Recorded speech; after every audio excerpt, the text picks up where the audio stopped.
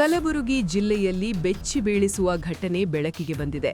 ಕಮಲಾಪುರ ತಾಲೂಕಿನ ಕಲಮೂಡ ಗ್ರಾಮದ ಸಮೀಪ ಹೆದ್ದಾರಿ ಬದಿಯಲ್ಲಿ ಅರೆಬರೆ ಸುಟ್ಟ ಸ್ಥಿತಿಯಲ್ಲಿ ಮಹಿಳೆಯೊಬ್ಬರ ಮೃತದೇಹ ಶನಿವಾರ ಪತ್ತೆಯಾಗಿದೆ.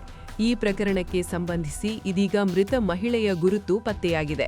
ಮೃತರನ್ನು ಕಲಬುರಗಿ ನಗರದ ಎಸ್ಬಿ ಕಾಲೇಜು ಸಮೀಪದ ಆನಂದನಗರ ನಿವಾಸಿ ಹಾಗೂ ಭಾಲ್ಕಿ ತಾಲೂಕಿನ ವಾಂಜರಖೇಡ ಗ್ರಾಮದ ಸರ್ಕಾರಿ ಹಿರಿಯ ಪ್ರಾಥಮಿಕ ಶಾಲೆಯ ಶಿಕ್ಷಕಿ ಜ್ಯೋತಿ ಚಂದ್ರಶೇಖರ ಕಾಪಾಳೆ 57 ವರ್ಷ ಎಂದು ಗುರುತಿಸಲಾಗಿದೆ. ಅವಿವಾಹಿತೆಯಾಗಿದ್ದ ಜ್ಯೋತಿಯವರು ಬಸವ ಕಲ್ಯಾಣದಲ್ಲಿ ಬಾಡಿಗೆ ಮನೆಯಲ್ಲಿ ವಾಸವಾಗಿದ್ದು ರಜಾ ದಿನಗಳಲ್ಲಿ ಕಲಬುರಗಿಗೆ ಬರುತ್ತಿದ್ದರು ಎಂದು ತಿಳಿದುಬಂದಿದೆ. ಏಪ್ರಿಲ್ 2ರಂದು ಅವರು ಶಾಲೆಗೆ ಹಾಜರಾಗಿದ್ದು, ಏಪ್ರಿಲ್ 3ರಂದು ಗುಡ್ ಫ್ರೈಡೆ ರಜೆ ಹಿನ್ನೆಲೆ ಕಲಬುರಗಿ ನಿವಾಸಕ್ಕೆ ಬಂದಿದ್ದರು. ಅದೇ ದಿನ ಮನೆಯಿಂದ ಹೊರಟಿದ್ದ ಅವರು ನಂತರ ವಾಪಸ್ ಆಗಿರಲಿಲ್ಲ ಎಂಬ ಮಾಹಿತಿ ಲಭ್ಯವಾಗಿದೆ. ಪ್ರಕರಣದ ಕುರಿತು ಪೊಲೀಸರು ತನಿಖೆ ಮುಂದುವರೆಸಿದ್ದಾರೆ.